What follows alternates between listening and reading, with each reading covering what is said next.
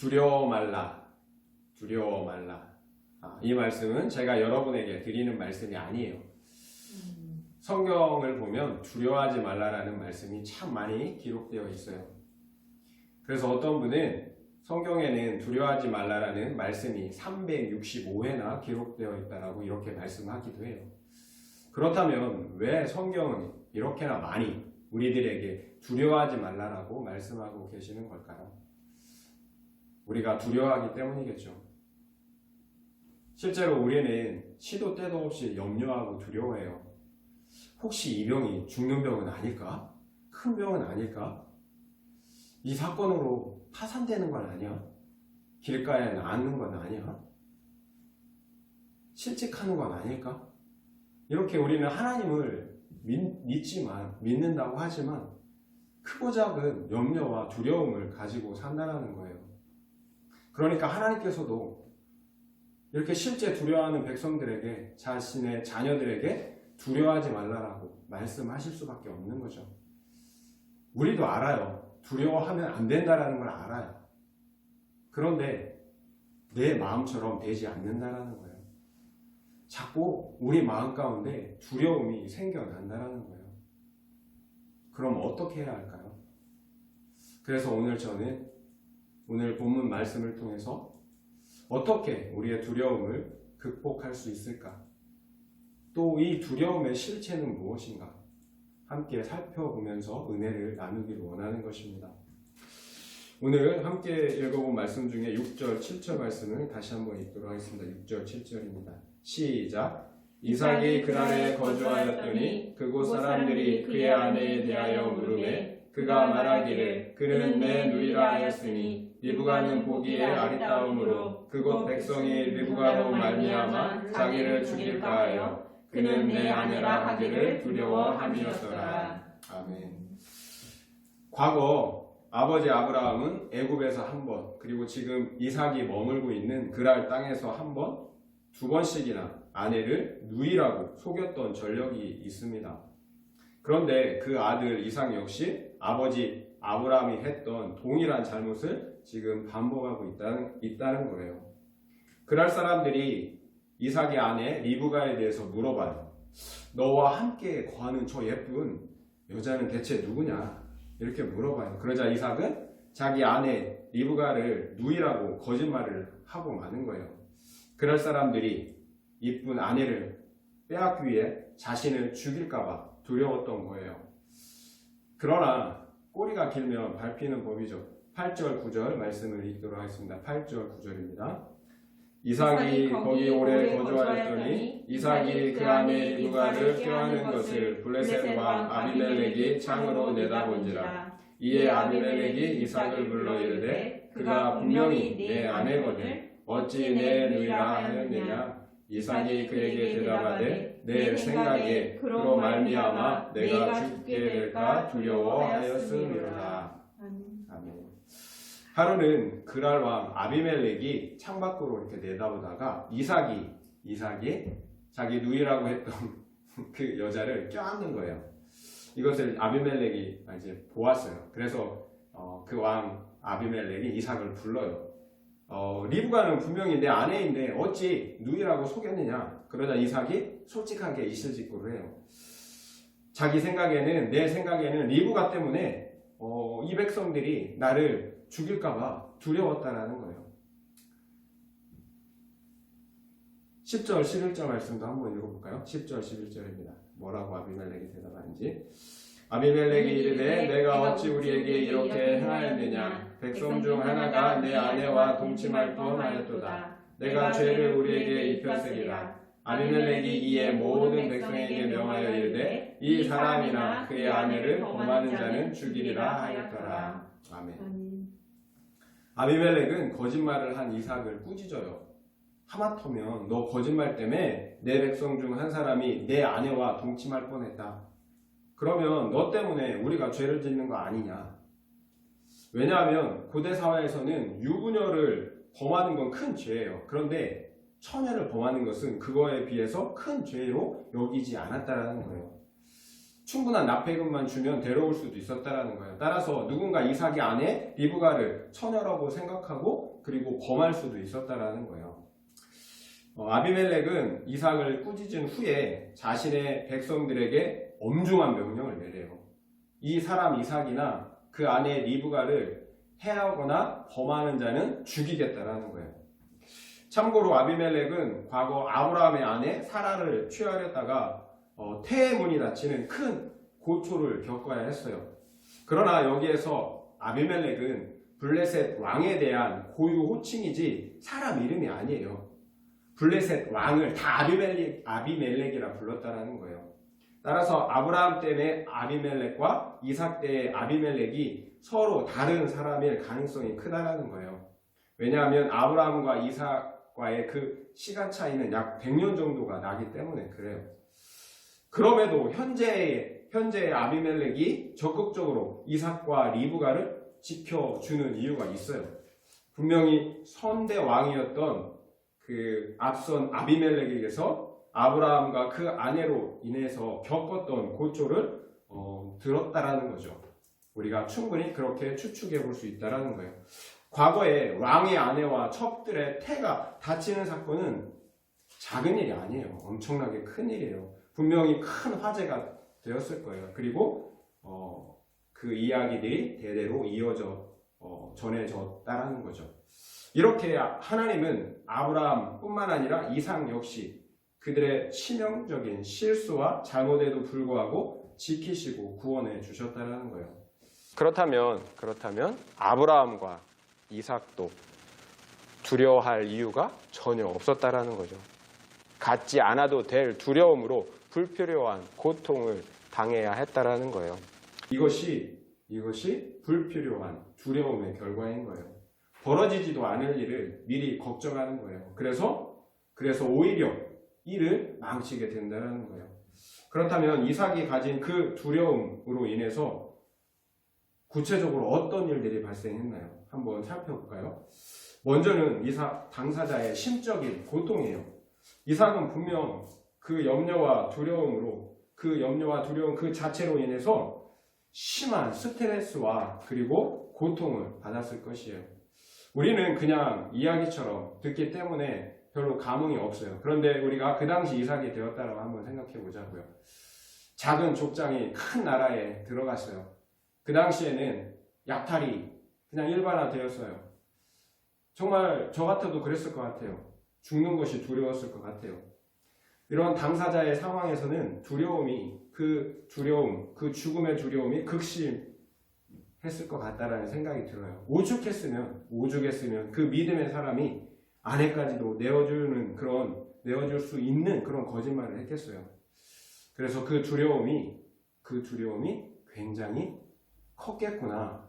엄청난 고통과 스트레스를 받았겠구나라는 것들을 우리는 알 수가 있다라는 거예요.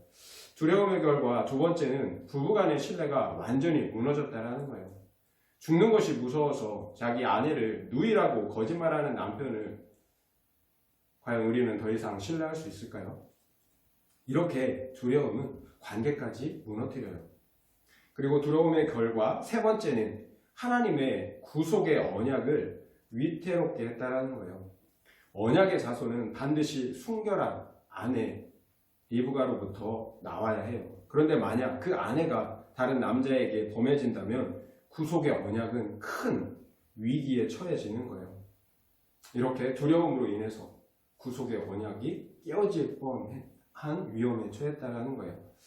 그리고 두려움의 결과 네 번째는 믿음의 사람이 불신자들에게 책망을 받고 수치를 당해야 했다라는 거예요. 믿는 자들의 존재의 이유는 하나님께 영광을 올려드리는 거예요. 그리고 세상 사람들에게도 예수 그리스도를 증거함으로 그들 역시 죄사함과 구원을 받게 하는 증인의 사명을 감당하는 거예요. 하나님께 영광을 올려드리고요. 그리고 증인의 사명을 감당하는 거예요. 이것이 믿는 자들의 존재의 이유예요. 그러나 두려움이 그 모든 것을 어떻게 망쳐놨다라는 거예요. 두려움이 아브라함과 이삭 자신들의 구원뿐만 아니라 다른 사람들의 구원까지도 막는 결과를 초래했다라는 거예요. 두려움은 그 사람의 사고를 마비시켜 버려요. 움직이지 못하게 한다는 거죠. 그래서 두려움에 사로잡히면 무엇을 해야 할지를 모르는 거예요. 바보가 되는 거예요. 한마디로. 자신의 사명을 망각해버리고 오직 사는 거에, 생존에만 집착하게 된다는 거예요. 이삭이 죽는 것이 두려워 자신의 존재 이유를 사명을 잊어버리고 거짓말을 했던 이유라는 거죠. 이처럼 만약 어떤 사람이 자신의 사명을 잊어버리고 생존만을 위해 살아간다면 그 사람은 두려움의 지배를 받고 있는 거예요. 죽는 것이 두려워서 아이러니하겠지만 더 열심히 산다는 거예요. 그래요. 세상 사람들은 본질적으로 두려움의 지배를 받고 있는 거예요. 죽음이 해결되지 않았기 때문에 그 근본적인 죽음의 두려움 아래서 열심히 살아간다는 거예요. 그렇다고 우리가 이삭을 비난할 수가 없어요. 왜냐하면 이런 두려움의 문제는 나의 문제, 그리고 우리의 문제이기 때문이에요. 우리 역시 일상에서 수많은 염려와 두려움 때문에 진리를 말하지 못해요. 또 믿음을 저버릴 때가 많이 있다는 거예요. 이삭은 죽는 것이 두려웠어요. 사람을 두려워했다는 거예요. 사람을. 이삭은 죽는 것을 두려워했고요. 그 이면에는 사람을 두려워했다는 거예요. 우리 역시 사람들을 두려워해요. 우리가 담대하게 복음을 전하지 못하는 이유가 두려움 때문인 거예요. 사람들이 두려운 거예요. 복음을 전하면 그 사람이 나를 어떻게 평가할까, 생각할까, 좋던 관계도 다 깨지는 것은 아닐까. 내 형편이 저 사람보다 좋지 못한데 괜히 복음 전했다가 비웃음만 당하지 않을까? 뭐 이런저런 생각으로 복음을 전하지 못한다는 거예요. 본질적으로 우리 안에 사람에 대한 두려움이 있다는 거예요. 솔직히 저 역시 두려움 가운데 지난 한 주를 보냈어요. 사역에 대한 두려움이 있었고요. 또 설교에 대한 두려움이 있었어요. 지금의 상태로, 모습으로 사역이 끝나는 건 아닐까? 또 매주 설교를 준비하는데 설교가 매번 잘 준비되어지는 건 아니에요. 내 마음처럼 잘 되지 않을 때가 있다라는 거예요. 그래서 이번 설교에서는 죽쓰는 거 아닐까? 이런 두려움이 있다라는 거예요. 결국 제 안에 사람을 두려워하는 마음이 있다라는 거예요.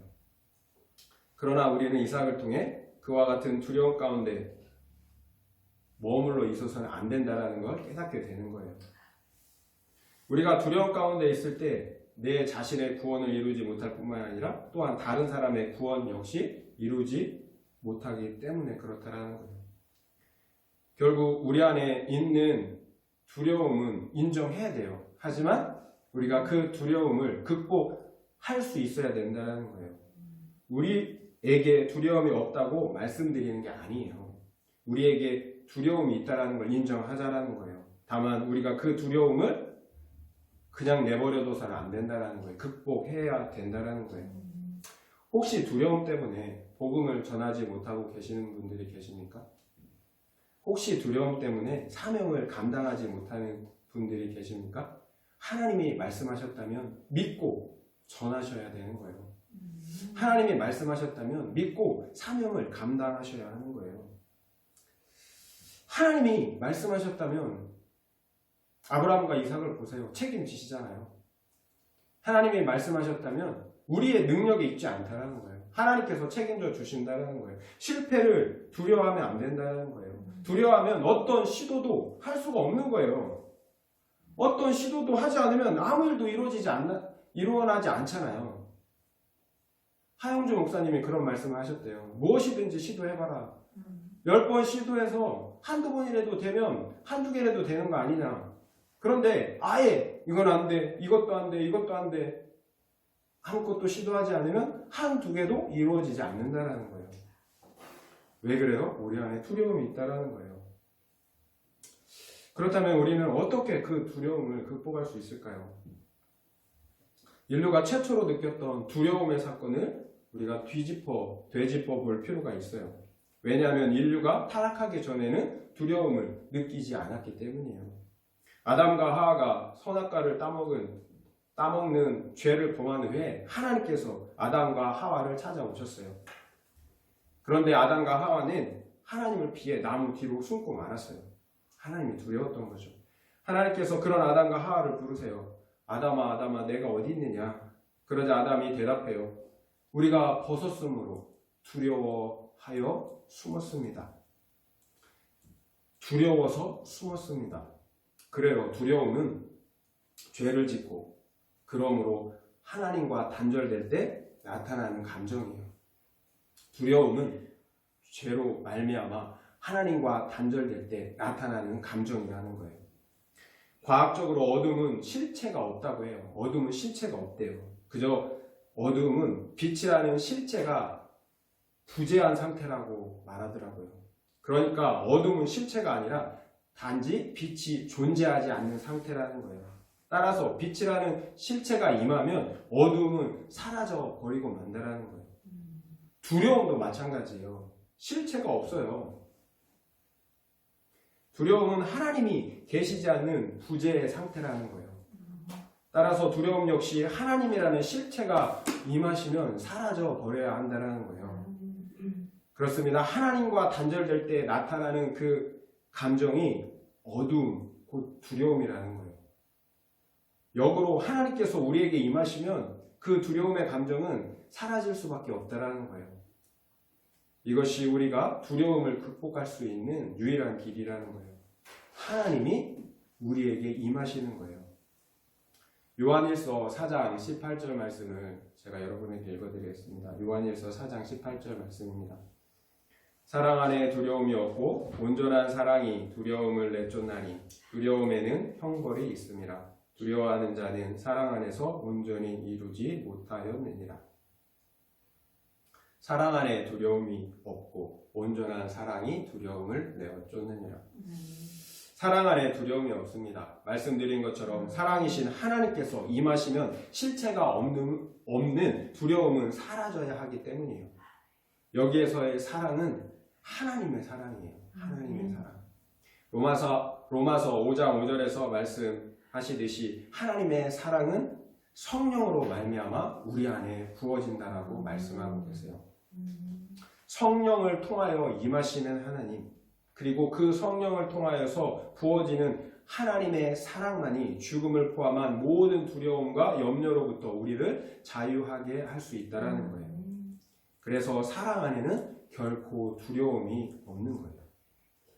사랑이신 하나님께서 임하시면 두려움은 반드시 사라져야 한다는 것입니다. 하나님의 임재와 사랑을 경험해 보신 성도님들은 이 말씀이 무엇인지 다 이해하실 거예요. 저 역시 그래요. 특별히 저의 경험 하나를 말씀드리고 싶습니다. 제가 처음 신앙생활을 할 때예요. 저는 그 당시 먼저 믿는 분들이 부러웠던 것이 하나 있었어요. 저는 그때 방언하는 사람들이 그렇게 부럽더라고요. 그래서 저는 그 당시 하나님께 방언을 할 수 있게 해달라고 간절히 간구했어요. 그렇게 간구하는 중에 한 번은 기도원에서 교회들이 연합하여서 청년 수련회를 하고 있을 때였어요. 다른 사람들은 다 뜨겁게 기도를 해요. 그래서 은혜를 받고 있는데 저에게는 아무 일도 일어나지 않는 거예요. 마음이 너무 답답한 거예요. 그래서 다른 사람들이 부럽기도 하고 하나님이 원망스럽기도 하고 아무튼 너무 마음이 힘들었어요. 그래서 빨리 기도 시간만 끝나기를 바라면서 이렇게 기다리고 있었어요. 그런데 그때 제 마음속에 예수님의 음성이 들렸어요. 내가 너를 위해서 물과 피를 흘려서 너에게 생명을 주었는데 너는 왜 힘들어하고 있느냐? 이런 부드러운 음성을 들을 수가 있었어요. 그때 창조주 하나님의 사랑이 제 마음속에 부어졌어요. 창조주 하나님이 나를 위해 십자가를 지고 죽어주시다니 나는 그런 사랑을 받는 그런 존재구나. 그 사랑이 깨달아지자 눈과 코에서 막 물이 쏟아지는 거예요. 그리고 그날 밤 제 마음에는 온전한 하나님의 사랑으로 가득 채워졌어요. 그러자 두려움을 포함한 모든 염려와 시기와 미움과 같은 어두움의 감정들이 다 사라져 버리고 말았다라는 거예요. 그날 저녁 밤하늘을 바라보는데 어찌나 아름다운지 그 전에 저는 이 세상이 그렇게 아름다운지 몰랐어요. 단지 제 마음만 바뀌었을 뿐인데 이 세상이 아름다워 보이더라고요. 온 세상이 너무 아름답고 사랑스러운 거예요. 그날 저녁 칠흑 같은 깜깜한 시골 산속을 혼자 걸어가는데 제 안에는 정말 한 톨의 두려움도 없더라고요. 왜냐하면 하나님께서, 천지를 만드신 하나님께서 제 안에 함께 계신다라는 것을 알고 있었기 때문이에요. 그리고 그 하나님의 사랑이 제 안에 완전히 이루어졌기 때문이에요. 그래요. 우리가 두려움을 극복할 수 있는 유일한 길은 하나님의 사랑이 우리 안에 부어지고 이루어지는 거예요. 사랑의 하나님이 우리와 함께 하시는 것이라는 거예요. 그러면 상황과 환경을 초월한 기쁨이 우리 가운데 솟아난다는 거예요. 결국 우리는 십자가에서 나를 위해 자신의 목숨까지 내어주신 창조주 하나님을 만나야 한다는 거예요. 그 하나님 아버지의 사랑을 반드시 경험해야 한다는 거예요. 사실 우리의 신앙은 십자가의 주님을 만나는 것으로부터 시작해야 하는 거예요. 그러나 안타깝게도 많은 분들이 십자가의 주님을 만나지 못한 채, 그래서 그 사랑을 경험해 보지도 못한 채 신앙생활을 하고 있다는 거예요. 이게 안타까운 현실인 거죠. 믿음은 사랑으로 시작해서 사랑으로 완전해져요. 믿음은 사랑으로 시작해요. 그리고 사랑으로 완전해져요. 그래서 우리가 하나님을 만나야 되는 거예요. 그렇다면 정말 진지하게 우리 스스로에게 물어봐야 되는 거예요. 과연 나는 십자가의 주님을 만났는가? 그 십자가의 사랑을 경험했는가? 우리가 한번 생각해 보면 좋겠어요. 그리고 그 주님을 만나지 못했다면, 사랑을 경험해 보지 못했다면 우리가 그 십자가의 주님을 만나기 위해서 간절히 하나님 앞에 나아가는 우리가 되었으면 좋겠어요. 왜냐하면 하나님은 우리보다 더 우리를 만나기를 원하신다는 거예요. 우리에게 복 주시고 생명 주시기를 원하신다는 거예요. 하나님의 사랑을 부어주시기를 원하신다는 거예요. 여기에서 우리가 생각해야 할 것이 하나가 있어요. 온전한 사랑이 두려움을 내쫓는데요. 그렇다면 우리가 일상에서 걱정하고 두려워하는 본질적인 이유는 상황이나 문제가 아닌 거죠. 우리가 하나님의 온전한 사랑 안에 거하지 못하기 때문이라는 거예요. 그래요. 우리가 두려운 이유는 하나님의 사랑이 우리 안에 전혀 거하지 않기 때문이 아니에요. 그 사랑이 온전하지 못하기 때문이라는 거예요. 그래서 두려워하고 근심하고 염려하게 된다는 거예요. 분명 아브라함과 이삭은 하나님을 믿었어요. 그래서 하나님의 말씀에 순종하여서 언약의 땅을 떠나지 않은 거예요. 믿으니까 언약의 땅을 떠나지 않은 거죠. 그럼에도 그 안에 두려움이 있었다는 거예요. 온전한 사랑 안에 거하지 못했다는 거죠. 그래서 거짓말을 하고 만 거예요. 그래요. 아브라함도 이삭도 믿음이 있었지만 그 믿음이 온전하지 못했다는 거예요. 믿음은 사랑으로 온전해지기 때문에 그래요. 우리가 두려움으로부터 완전히 자유하기 위해서는 하나님의 사랑이 우리 안에 온전히 이루어져야 하는 거예요. 그럴 때 온전한 믿음, 담대한 믿음으로 말씀을 따라 순종하는 믿음의 삶을 살 수가 있다는 것입니다. 그렇습니다. 하나님의 사랑이 능력이에요.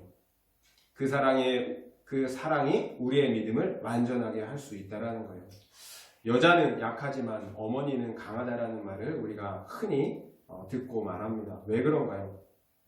어머니는 왜 강한가요? 여자는 약한데 그 안에 사랑이 있기 때문이에요. 우리가 사랑할 때 두려움이 사라져요. 없던 능력과 힘도 생겨난다는 거예요. 이 아기들에 대한 사랑 때문에 살아내는 거예요. 하물며 하나님의 사랑이 우리 안에 부어지고 이루어질 때 어찌 두려움이 우리를 더 이상 괴롭힐 수가 있겠어요? 말씀드린 것처럼 제가 하나님의 사랑 안에 온전히 거할 때는 두려움이 전혀 없었어요. 그러나 제가 어떤 이유에서든지 하나님의 사랑 안에 거하지 못할 때는 다시 두려움이 찾아왔다는 거예요. 돈이 부족하지 않아도 걱정이 되는 거예요. 두려움 때문에 믿음의 결정을 하지 못하고 이삭처럼 넘어질 때가 많이 있었다는 거예요. 결국 우리가 십자가에서 하나님을 만나고 그 십자가의 사랑을 경험했다고 해도 그 사랑이 식어질 수 있다는 거예요. 그래요. 우리는 한 번의 사랑으로 한 번의 그 경험으로 만족할 수 없다는 거예요. 지속적으로 하나님과 친밀하게 동행하는 삶을 통해 그 사랑을 공급받아야 한다라는 거예요. 그러므로 하나님의 사랑이 성령을 통하여서 우리 안에 지속적으로 부어지도록 해야 한다는 것입니다. 그래야 우리가 두려움을 극복하는 방법은 두려움이나 문제에 집중하는 게 아니에요. 오히려 하나님께 집중하는 것입니다. 말씀드린 것처럼 두려움은 실체가 없어요. 그러나 그 두려움을 계속 묵상하게 되면 어리석게도 그 실체가 없는 두려움이 계속 커져요. 그래서 자기 자신을 죽이게 된다는 거예요. 실체가 없는 두려움에 의해서 자기 자신이 죽게 된다는 거예요. 이것이 오늘날 우울증이 찾아오는 이유이고요. 그리고 많은 사람들이 그 우울증으로 자살을 선택하는 이유인 거예요. 그러니까 우리의 생각이 꼬리를 물고 계속 이어지도록 내버려 두어서는 안 된다는 거예요. 쓸데없는 생각들이 우리 마음 가운데 찾아와요. 걱정과 염려를 일으키는 생각들이 찾아온다는 거예요. 염려와 두려움은 생각을 통해서 계속 커져요. 그러니까 지혜로운 건 뭐예요? 그런 생각이 올 때 털어내는 거예요. 잘라내는 거예요. 더 이상 커지지 않도록 끊어내는 거예요. 그렇지 않으면 실체가 없는 두려움이 계속 커지는 거예요. 그래서 끊어내는 거예요, 먼저는. 그리고 그 시간에 하나님을 묵상해야 하는 거예요. 그러므로 하나님과 그분의 사랑으로 우리를 가득 채워야 한다는 거예요. 그러면 두려움은 있을 곳이 없는 거죠. 그렇다면 하나님과 그분의 사랑으로 나를 채우는 구체적인 방법은 무엇이 있을까요? 어떻게 하나님과 그분의 사랑으로 우리를 가득 채울 수가 있을까요? 바로 하나님의 말씀을 읽고 묵상하는 거예요. 왜냐하면 하나님은 자신의 말씀을 통해서 자기 자신을 우리에게 계시하시기 때문에 그래요. 과거 제게 있었던 이야기 하나를 더 말씀드릴까 합니다. 제가 한때 외국인 학교에 근무했던 적이 있어요. 당시 저는 학교 시설과 행정 업무를 담당하는 총무과 매니저로서 일을 시작을 하게 되었습니다. 그렇다고 제가 영어를 잘했던 건 아니에요. 솔직히 잘 못했어요. 그래서 일상 업무는 큰 문제가 없었지만 특별하게 발표해야 되는 그런 업무들에 대해서는 두려움이 있었어요. 새로운 학기에 새로운 선생님들을 대상으로 오리엔테이션을 해야 할 때가 있었어요. 안 되는 영어로 수많은 외국인 선생님들 앞에서 이렇게 발표를 한다니까, 설명을 해야 된다니까 두렵고 떨렸어요. 또 영어로 질문하면 내가 못 알아들으면 어떻게 하지? 이런 두려움들이 있는 거예요. 그런데 그때 한 말씀이 생각이 났어요. 두려움 가운데 있는데 빌립보서 4장 6절 7절 말씀을 여러분 잘 아시는 말씀. 빌립보서 4장 6절부터 7절. 아무것도 염려하지 말고 다만 모든 일에 기도와 간구로 너희 구할 것을 감사함으로 하나님께 아뢰라. 그리하면 모든 지각에 뛰어난 하나님의 평강이 그리스도 예수 안에서 너희 마음과 생각을 지키시리라. 아무것도 염려하지 말고 모든 일에 기도와 간구로 너희 구할 것을 감사함으로 구하래요. 그러면 하나님의 평강이 그리스도 예수 안에서 너의 마음과 생각을 지키실 것이라고 말씀하고 계시더라고요. 발표에 앞서 저는 이 말씀을 마음속으로 계속해서 묵상했어요. 계속 암송하면서 묵상했어요. 그러자 이 말씀처럼 하나님의 평강이 제 마음과 생각을 지키시기 시작했어요. 그러자 거짓말처럼 제 안에 있는 모든 두려움이 사라져 버리는 거예요. 그리고 정말 조금의 두려움도 없이 나름 유창한 영어로 그 프리젠테이션을 잘 마칠 수 있었다는 것입니다. 다른 한국 동료분들께서도 쟤 영어 못해 이렇게 생각했는데 갑자기 잘하니까 칭찬을 해주는 거야. 잘했다고. 이런 기억이 있어요. 저는 진짜 영어를 잘하는 사람이 아니에요. 그런데 하나님의 평강이 제 마음을 지켜주시니까 제가 가지고 있는 실력 이상의 것이 나왔다는 거예요. 그렇다면 그 다음 해는 어땠을까요? 잘하지 못했어요. 죽 썼어요. 이렇게 우리 안에 있는 두려움을 몰아낼 수 있는 방법은 그 말씀을 붙잡고 기도하는 거예요. 말씀을 붙잡고 기도하는 거예요. 왜 굳이 그럼 기도해야 할까요? 그래야 그 말씀이 믿어지고 그러므로 내 것이 되기 때문에 그런 거예요. 우리가 말씀을 들어도 은혜가 되지 않고 힘이 되지 않는 이유는 믿어지지 않기 때문이에요. 우리가 찬송을 해도 은혜가 되지 않는 이유는 믿어지지 않기 때문이에요. 찬송, 그 가사가 우리의 내용이 되지 않기 때문에 그렇다라는 거예요. 기도하지 않기 때문에 그렇다라는 거예요. 성경에 아무리 좋은 말씀이 많이 기록되어 있다 할지라도 하나님께서 내게 주시는 말씀이 되지 않는다면 그저 문자에 불과하다라는 거예요. 하나님께서 내게 주시는 말씀은 믿어져요.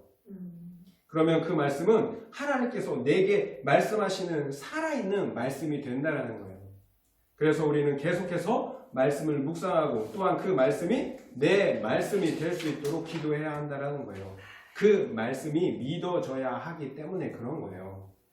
그리고 그 말씀을 계속 묵상하면요, 제가 아까 말씀드린 것처럼 두려움의 상황이나 문제의 상황에 성령께서 그 말씀을 떠올려 주세요. 그런데 우리 마음속에 우리가 말씀을 넣어놓지 않으면 말씀이 떠오르지가 않는다는 거예요. 그래서 우리가 하나님의 말씀을 주야로 묵상해야 되는 거예요. 그리고 그 말씀을 붙잡고 기도해야 한다는 거예요. 하나님께서는 분명 이삭에게 너와 내 자손에게 약속의 땅을 주시겠다고 말씀하셨어요. 그렇다면 이삭은 하나님께서 자신을 지켜주신다는 것을 믿어야 했어야 한다는 거예요. 그런데 믿지 못하고 거짓말을 하고 말았어요. 분명 이삭은 하나님 말씀을 들었잖아요. 그런데 그 말씀을 믿지 못했다라는 거예요. 그래서 믿지 못하는 말씀은 우리에게 능력이 되지 못한다라는 거예요. 그래서 그러나 그 말씀이 믿어지면 하나님의 평강이, 하나님의 사랑이 우리의 마음을, 우리의 생각을 지키신다라는 거예요. 따라서 우리는 염려하지 말고 오직 모든 일에 기도해야 하는 거예요. 그러므로 하나님의 평강이 우리의 마음과 생각을 지키시도록 해야 한다는 거예요. 제가 지난 금요일 날 신호위반 딱지 한 장을 받았어요. 어린이 보호구역 내 신호를 위반했다라는 거예요. 위반 날짜를 보니까 신호 위반했던 상황이 기억이 나더라고요. 제가 이렇게 막 진입하는 상황에서 그 진입 딱 하는 상황에서 빨간불로 이렇게 딱 바뀌더라고요. 빨간 바뀌었는데 서자니까 어중간한 거예요. 그리고 뒤에서 또 차가 오는데 또 섰다가 어중간에 서서 또 뒷차랑 부딪힐 것 같고 막 순간에 어떤 판단이 잘 안 되더라고요. 그래서 이렇게 염려 걱정하다가 그냥 간 거예요, 제가. 그런데 이제 그게 찍힌 거예요. 무려 13만 원짜리 딱지가 날라왔어요. 깜짝 놀랐어요. 13만 원짜리 딱지가 있더라고요. 순간 이게 뭐냐라는 마음이 들었어요. 그러니까 어린이 보호구역 신호를 어겨서 이렇게 금액이 높은 것 같더라고요. 이렇게 힘들더라고요, 마음이. 그리고 불평이 팍 올라오더라고요. 그 친구, 부모님 상당해서 이렇게 조문을 가는데 마음이 불편한 거예요. 그런데 마침 골로새서 3장 15절 말씀, 제가 그 말씀을 묵상하고 있었어요. 그리스도의 평강이 내 마음을 주장하게 하라. 그리스도의 평강이 내 마음을 주장하게 하라. 그래서 저는 그 말씀을 붙잡았어요. 그리스도의 평강이 제 마음을 지키시고 다스려 달라고 계속해서 기도했어요. 그러자 제 마음 안에 조금씩 그리스도의 평강으로 채워지는 것을 느낄 수가 있었어요. 그리고 마침내 그리스도의 평강이 제 마음 안에 가득 채워지니까 오히려 더 큰 사고, 그 안에서 더 큰 사고가 나지 않은 게 감사할 수 있게 되더라고요. 그래요. 비록 우리를 둘러싼 상황과 환경은 우리가 바꿀 수 없을지도 몰라요. 이미 벌어진 거 어떻게 우리가 바꿀 수 있겠어요. 그러나 우리의 마음만은 우리가 지킬 수 있다는 거예요. 우리가 또 지켜야 한다는 거예요. 하나님의 평강이 우리의 마음을 지킬 수 있도록 해야 한다는 거예요. 그 책임은 우리에게 있다는 거예요. 분명히 하나님은 우리에게 명령하시잖아요. 그리스도의 평강이 너의 마음을 주장하게 하라. 그리스도의 평강이 너의 마음을 다스리게 하라. 하나님께서 그렇게 해 주시겠다라는 거예요. 그런데 우리가 그렇게 하나님께 요청을 해야 하는 거죠. 그리스도의 평강이 우리의 마음을 다스릴 수 있도록 말씀을 묵상하고 기도해야 한다는 것입니다. 왜냐하면 하나님은 자신의 말씀을 통해서 우리에게 임하시고 또 자신의 사랑과 평강을 우리에게 부어주시기 때문에 그렇다는 거예요. 하나님께서 임하시면 모든 두려움은 사라져야 하기 때문에 그렇습니다. 말씀을 마무리하겠습니다. 아버지 아브라함도 그 아들 이삭도 자신의 아내들의 누이라고 속였어요. 그 아버지의 그 아들인 거죠. 그 안에 있는 두려움 때문에 그랬던 거예요. 두려움이 듣고 행하면 생명을 얻는 하나님의 말씀을 믿지 못하게 했다라는 거예요. 그러나 그들이 두려워했던 일은 결코 일어나지 않았다라는 거예요. 오히려 하나님께서 기적적인 방법으로 그들을 지키시고 구원해 내셨다라는 것입니다. 그렇다면 두려움은 실체가 없다라는 거예요. 단지 두려움은 하나님의 부재 상태라는 거예요. 그런데 우리에게 두려움이 있다라는 거예요. 부인할 수가 없어요. 우리에게는 크고 작은 두려움들이 있다라는 것입니다. 그렇다면 우리 안에 하나님이 부재하시다라는 거예요. 우리는 이제 그 이유를 알았어요. 두려움의 이유를 알았어요. 하나님이 부재하시기 때문에 그렇다라는 거예요. 그렇다면 왜 우리 안에 하나님께서 부재하시게 되었을까요? 우리 안에 있는 은밀한 죄악 때문에 그럴까요? 아니면 우리 안에 있는 교만과 불신 때문에 그럴까요? 아니면 하나님보다 이 세상을 더 사랑하기 때문에 그럴까요? 그래서 하나님과의 교제를 소홀히 했기 때문에 그럴까요? 한번 생각해 보면 좋겠어요. 그리고 우리가 그것들을 돌이키고 하나님의 얼굴을 구하는 우리가 되었으면 좋겠습니다. 우리 안에 두려움이 있다면 하나님의 얼굴을 구해야 할 때라는 거예요. 사랑 안에 두려움이 없고 온전한 사랑이 두려움을 내어 쫓느니라. 사랑 안에 두려움이 없고 온전한 사랑이 두려움을 내어 쫓느니라.